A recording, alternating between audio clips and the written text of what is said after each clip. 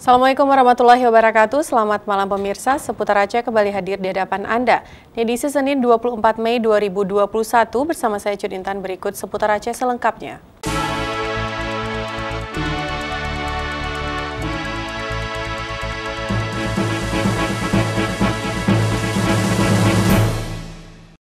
Pemirsa, petugas gabungan dari TNI Polri, Dinas Kesehatan, Satpol PP, dan BPBD Kabupaten Biren terus gencar melakukan operasi justisi pada pusat keramaian di Kota Biren dan kafe yang ramai pengunjung.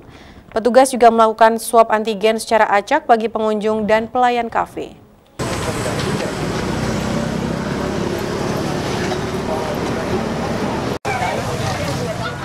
Operasi malam hari ini dilakukan sebagai upaya untuk mendeteksi dan mencegah penyebaran COVID-19.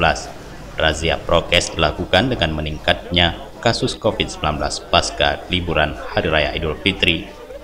Dalam operasi justisi kali ini, pihak dari Dinas Kesehatan melakukan swab secara acak ke beberapa pemilik kafe dan pengunjung. Sementara itu, untuk operasional usaha diminta agar ditutup sebelum pukul 00 waktu Indonesia bagian Barat. Petugas gabungan terus menghimbau kepada masyarakat agar tak berkerumunan untuk memutuskan mata rantai penyebaran COVID-19.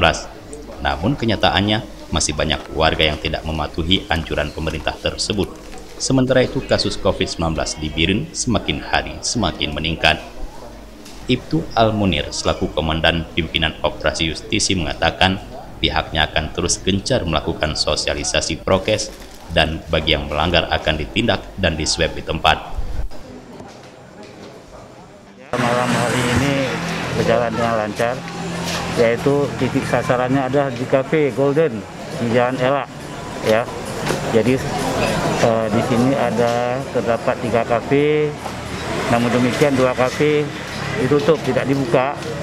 Namun demikian masyarakat berkumpul di 1 kafe yang dibuka malam ini. Jadi cukup ramai, malah ada sebagian masyarakat yang kurang memahami tentang prokes.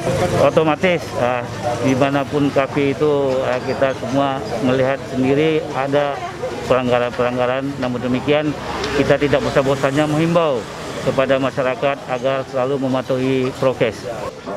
Dari Biren, Tim Liputan Aceh TV melaporkan.